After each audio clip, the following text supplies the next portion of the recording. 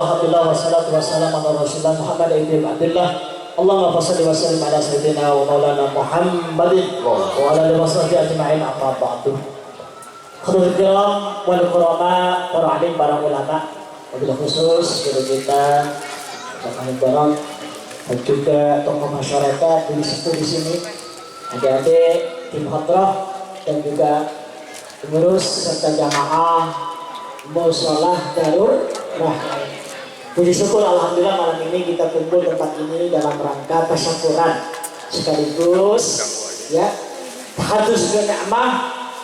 Ini akan membuka apa ini kafe ya, kafe apa namanya,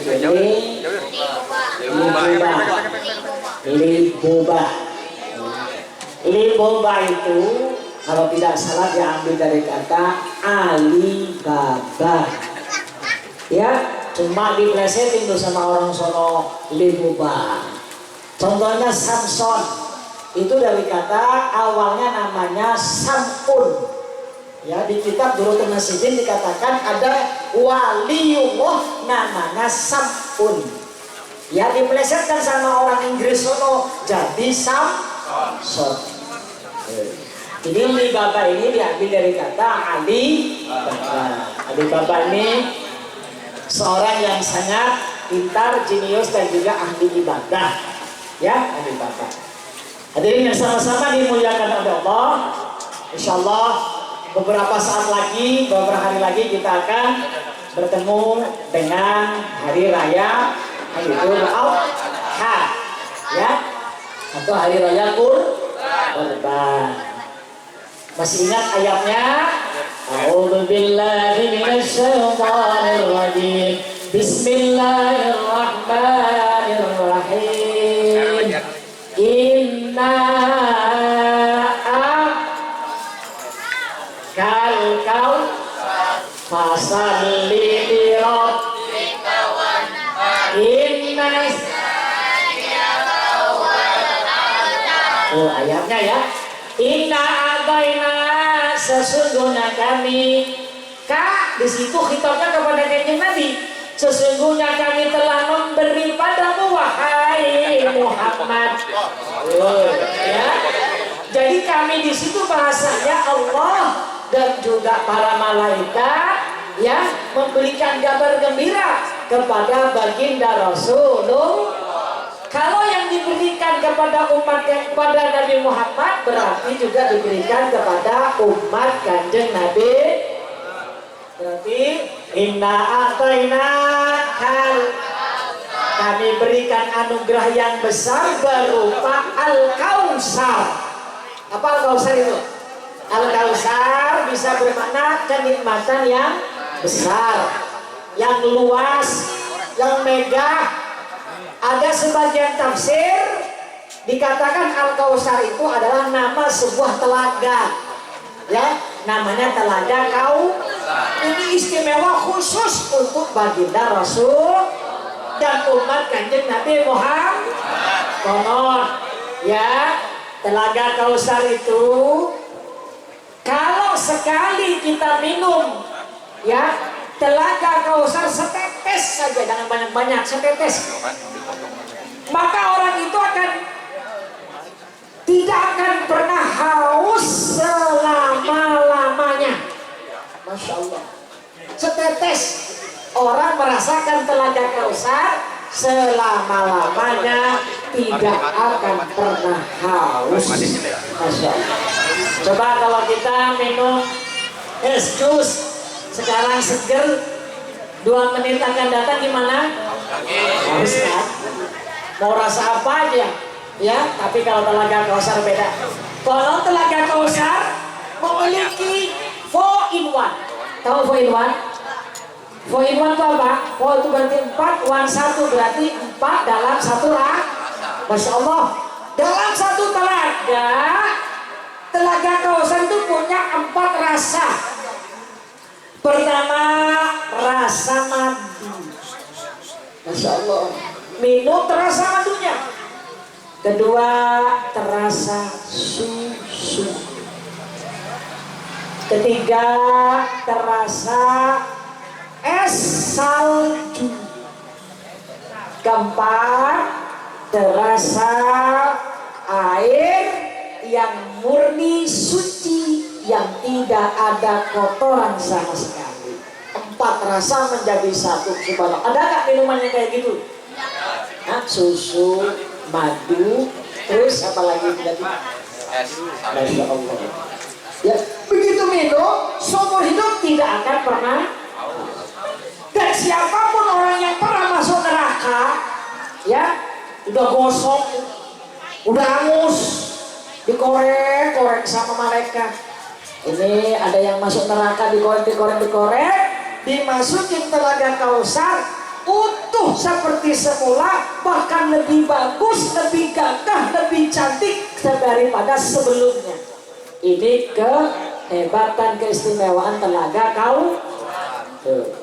Konon kata guru saya, kalau punya hajat, misal nih kita di rumah masak, kedatangan tamu banyak Pak, cuma nasinya ada cuma 1 baskom doang, tapi yang datang bisa puluhan orang. Gimana ya supaya cukup bisa makan semua? Sambil ngulek Bu, ya kalau ada ibu-ibu yang dengerin, sambil ngulek sambil masak, baca inna a'toina kal. Insya Allah oleh Allah Subhanahu wa Ta'ala dikasih cukup, biar yang datangnya banyak orang, nasinya cuma sebakul, insya Allah tuh orang bakal merasakan cukup dan kenyang. Ya, itu hikmah daripada inna a'toina kal. Baca tuh, ya, amalan itu baca, insya Allah dikasih cukup oleh Allah. Yang dompetnya kempes mulu, baca inna a'toina kal kausar, insya Allah itu yang namanya dompet nggak kering-kering. Nah, sambil isi tapi kalau nggak isi ya kering. Isi insya Allah. Nanti gini ngomongnya ya, misalnya cuma kartu di dalam dompet tuh, misalnya ada 5.000, tuh ngomong sama yang 5.000 kok sendirian aja sih lu, panggil ngapa temennya? Nah, bacain apa yang akal Kausar, kalau bisa baca 7 kali kata guru saya. Insya Allah dalam waktu dekat tuh 5.000 bisa jadi 10.000, jadi bisa 20.000. Ya, nanti temennya banyak nggak apa-apa biar nggak besar. Misal nih Pak Vero ada 100.000 cuma selembar. Ya, tapi kalau 5.000 100 lembar, 5.000 1.000 lembar, banyak tuh 1.000 sama yang 5.000 1.000 lembar. Insya Allah senajan sedikit, walaupun nominalnya kecil, tapi lancar, betul nggak? Nah sama tuh, ya ini kita bikin usaha, walaupun kecil-kecilan, yang penting Allah ridho, yang kedua ada barokah, gitu tuh, ya. Ustaz, barokah itu apaan sih? Apa yang dibawa habis tahlilan, bawa tentengan ke rumah, cuma berkah Ustaz, ya. Apa barokah? Zidul bir. Zidul bir artinya apa? Nambah-nambah kebaik. Yang tahlilan cuma Bang Abdul, ya mestinya yang dapat makanan Bang Abdul. Tapi begitu pulang Bang Abdul sudah kenyang tahlilan, bawa tentengan. Tentengannya dibawa, nyampe ke rumah ada anak dan istri. Berarti anak dan istri makan nggak? Nah, ada sisanya rupanya, ya. Kadang-kadang ada yang datang, tetangga juga dapat kebagi. Itu yang dinamakan barokah. Insya Allah kita doakan, ya, kafe kita yang baru ini di samping lancar, rezekinya jembar, usahanya bisa lancar jaya. Tentu yang pingin halal dan barokah, dimakan jadi daging halal. Insya Allah kalau orang dikasih makan anaknya dengan yang halal, insya Allah nanti anaknya bakal jadi anak yang soleh. Mustahil kalau anak disekolahkan tinggi, ya dikemanakan tuh anak, tapi dikasih makan barang yang haram, maka anak itu tidak akan bisa mendapatkan ilmu manfaat dan barokah. Insya Allah anak kita ini, ya, orang tuanya usahanya insya Allah usaha yang halal. Jelas kalau ini usahanya halal. Kata Allah dalam Al-Quran, wa ahallallahul bai'a wa harrama riba. Allah halalkan jual beli, tapi Allah haramkan riba. Ada yang praktik riba nggak di sini? Hati-hati. Ya, termasuk riba, ngurangi timbangan, ngurangi ukuran, kurangi jumlahnya. Kadang beli kita bagus tuh, beli salad yang dikasih contoh bagus, pulang ke rumah banyak yang busuk. Ini riba bukan? Bukan. Orang ibu-ibu biasa suka belanja ke pasar nggak bu? Lah karena punya langganan, ya kadang-kadang suka nambahnya ngambil sendiri. Kita kan langganan ya bang. Iya bu, tambahin ngapa? Ngambil sendiri. Cabai 1-2 mah masuk, tambahin sendiri. Ya nanti ada bawang, tambahin bawangnya, nambah ngambil sendiri. 1-2 siung ambil. Ini hukumnya riba. Hati-hati bu yang masak, yang suka ke pasar. Misal ya Bang Abdul pinjam uang tuh sama Pak Vero buat usaha. Pak Vero ngasih pinjaman gembira tuh Bang Abdul karena dikasih tim buat usaha. Bang Abdul ketemu Pak Vero jalan kaki di jalan. Kata Bang Abdul nih, itu ada Pak Vero, orang baik, pingin saya balas jasa. Ya, cuma gara-gara dipinjemin, ya jadi dia apa? Nawarin diri. Pak Vero, ayo saya anterin. Ayo. Pak Vero mau bayar, nggak usah, makasih Pak, karena dibantu. Ini termasuk riba. Paham? Orang yang memberikan bantuan seperti itu ada embel-embel karena kebaikan seseorang. Kalau embel-embelnya karena kebaikan seseorang, karena dapat utang tadi, Anda melakukan itu bukan ikhlas karena Allah, tapi Anda melakukan karena dikasih pinjam Seandainya nggak dikasih pinjam duit, ya hai saja. Pak Vero mau kemana? Mau ke sono. Saya duluan ya katanya. Artinya Bang Abdul nawarin diri karena ada embel-embel. Ini dalam hukum namanya riba. Ini riba bukan duit doang Bapak. Ngasih pinjaman 100, ya pulang-pulang minta berapa? Dari 1.200.000. Betul nggak? Ada nggak kayak gitu di sini? Ngasih pinjam 1 juta, balik kudu 200. Ya, nggak sanggup bayar, nambah lagi bunga, nambah lagi buat utang 1 juta, jual motor bayarnya.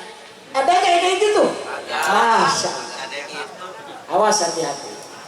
Man akala riba, ya orang yang suka makan riba, maka perutnya, ya yang mau minan nar, dipenuhi dengan api neraka. Di dunia sudah panas, jadi jangan kaget tuh. Biasanya orang kayak gitu matinya sebelum mati perutnya tuh kembung besar seperti terbakar. Kenapa? Bohongan suka jadi ya. Nah. Loh kalau gitu bagaimana Ustaz? Misal Pak Vero punya dana, Bang Abdul pinjam, Pak Vero pinjam modal dong. Boleh, berapa? 100 juta aja. Oke, 100 juta. Pakai ajan ya. 100 juta aja Pak Vero. Oke. Kata Pak Vero, oke saya pinjamkan 100 juta. Ya, tapi saya minta kamu nadar dong. Bang Abdul bilang, oke Pak saya nadar 100 juta. Nanti saya pulangin 100 juta, sebelumnya ada lebihnya 5 juta deh Pak. Yang ngomong Bang Abdul, yang minjem, ya. Nah, jadi lebihnya itu karena keriduan yang minjem. Kata Pak Vero, Bang mau gua dinaikin tuh sama Bang Abdul. 10 deh Pak, 10. Saya ridho ikhlas. Nah, itu ikhlas gitu. Itu boleh nggak? Boleh. Namanya nazar. Jadi Bang Abdul nazar, kalau saya pinjam, saya ngadar nih Pak, saya pulangin ntar 10 jutanya lebihnya dari naga Bang Abdul. Itu boleh kayak gitu ya, enggak termasuk riba. Jadi paham? Nomor 2, saya mau bicara masalah ini ya. Asyatu ma'asyatu bahwa wajibun, sesuatu dengan yang lain bisa jadi sah, maka hukumnya jadi wajib. Contoh, wudhu termasuk rukun sholat bukan? Saya tanya, wudhu termasuk rukun sholat bukan? Yang jelas, termasuk rukun sholat bukan? Rukun sholat ada 18, diawali dengan niat, diakhiri dengan salam. Wudhu masuk rukun bukan? Bukan. Cuma syarat sholat. Ya, syarat sahnya sholat.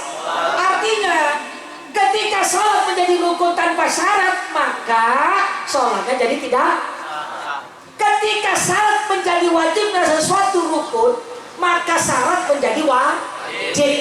Jadi belajar ilmu tentang wudhu hukumnya wajib atau enggak? Nah, sama dengan orang mau dagang. Maka wajib belajar ilmu bagaimana dagang. Harus tahu dulu bagaimana caranya kita dagang. Bukan asal dagang, tapi tahu sesuatu akan dihisab ketika dia tahu. Contoh, sampean bukan mau haji, ya, abang ini nggak mau haji karena nggak punya uang. Wajib nggak belajar ilmu haji? Wajib. Ya. Sama dengan orang yang nggak dagang, wajib nggak belajar ilmu dagang?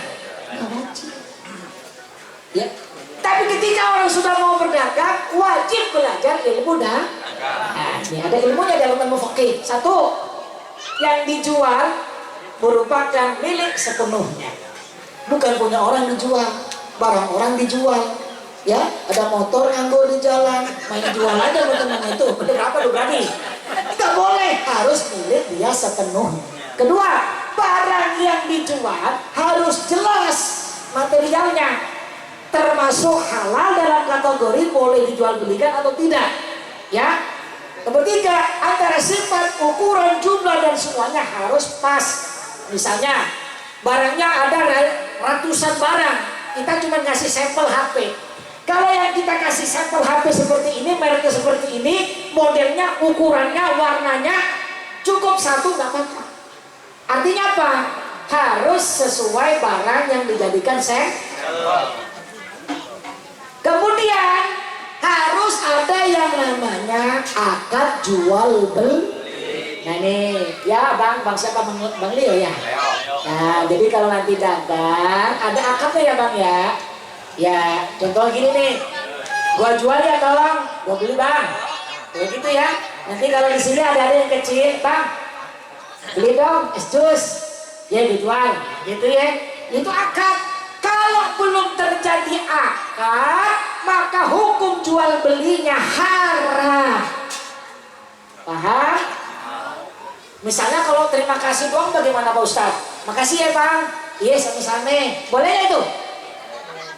Ulangi. Akad boleh nggak bilang terima kasih ya bang?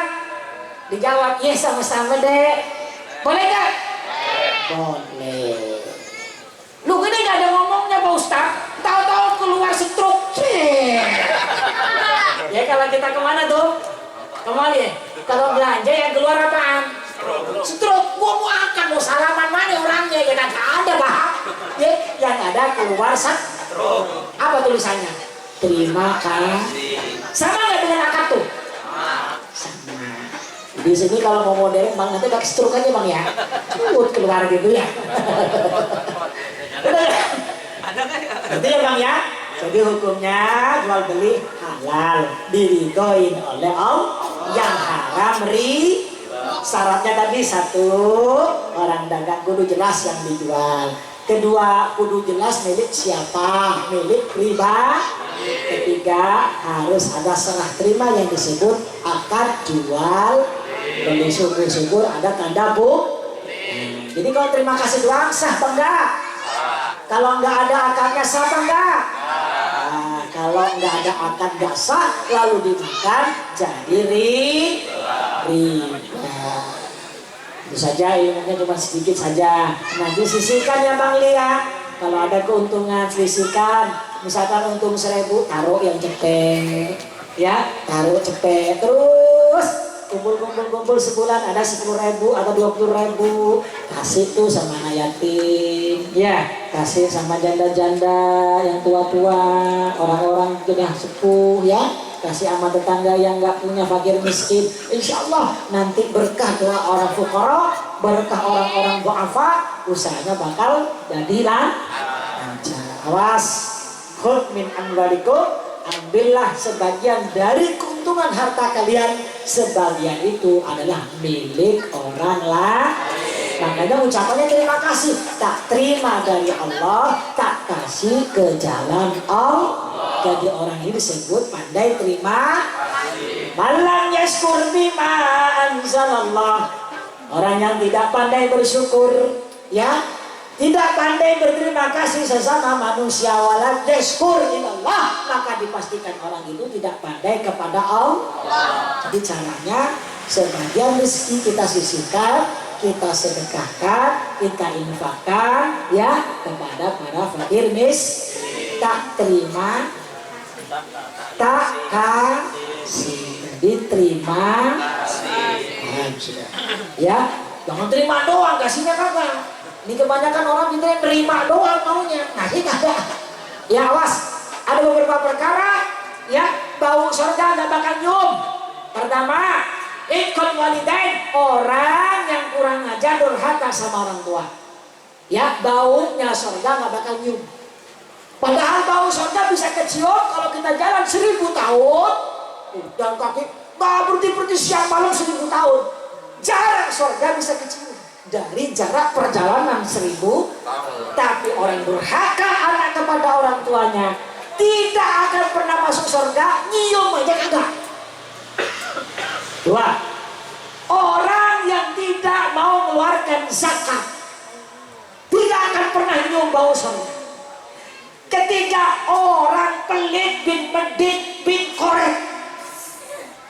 Ya, orang pelit tidak akan pernah nyium bau surga, apalagi masuk surga. Yang keempat, menebarkan fitnah kesana kemari. Ini orang tidak akan pernah nyium bau surga. Naudzubillah min dzalik. Ya, kita doakan Pak ya. Mudah-mudahan nanti ya semuanya di sini sudah mendukung ya. Insya Allah kalau berhasil Bang Li jangan lupa bikin lagi tuh Bang Li 2, Jetli 2, Jetli 4 gitu ya nanti ya. Ini namanya Ali Ba. Oke, saja. Saya rasa cukup. Mohon maaf atas segala kekurangannya. Wallahu muwaffiq ila aqwamit thoriq. Assalamualaikum warahmatullahi wabarakatuh.